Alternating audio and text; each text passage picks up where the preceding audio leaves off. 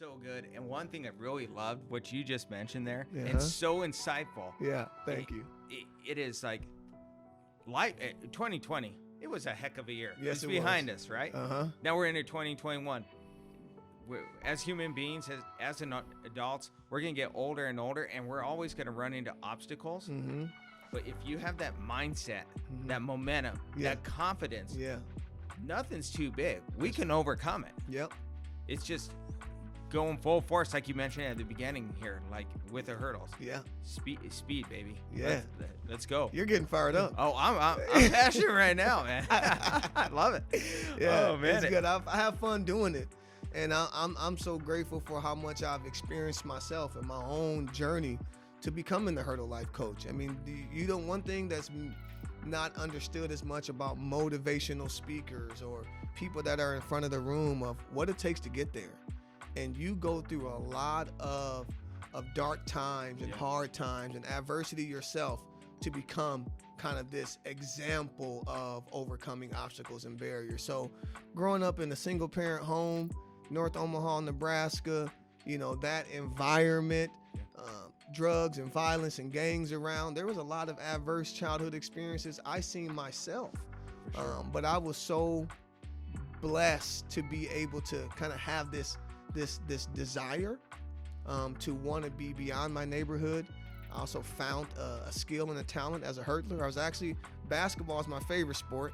And I remember the day my junior varsity basketball coach said, "Terry, I know you love basketball, but you're a track runner who plays basketball. You're not a basketball player who runs track." And so he set me straight as a junior and told me that I probably had a brighter future as a track athlete, and he was right.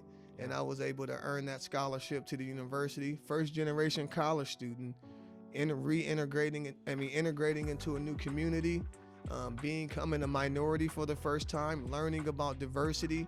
There was so much that I learned through my college experience at USD, and then just growing up in Omaha. That all comes forward in what I bring as the Hurdle Life coach when I'm talking about overcoming obstacles and barriers.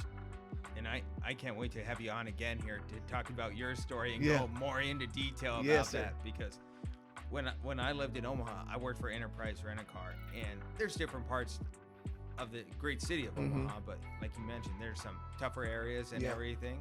Gang violence.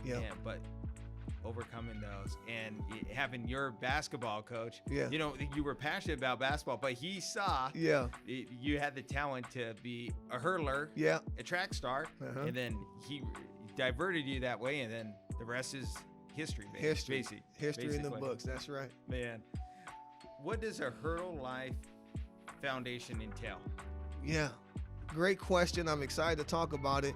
So Hurdle Life Coach, we're coming up on 2 years in February is when I incorporated the Hurdle Life Coach.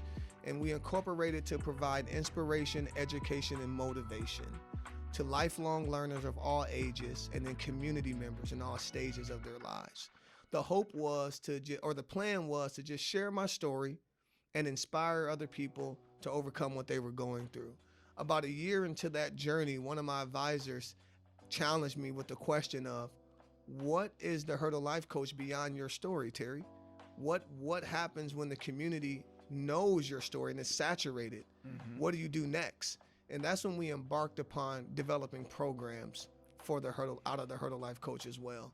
And so last November, I pulled together a think tank of community stakeholders, some community partners of mine, friends, and said, let's create a community juvenile diversion program. I was already working in adult reentry for a different nonprofit, and so I needed to be particular about what I was creating when I was off the clock. And so I started with this idea of developing a community juvenile diversion program. We're still on that journey today. It's been over a year of strategic planning, development, curriculum, fundraising, and now we are geared up and shaped to open the doors to the Change program this April here in Sioux Falls.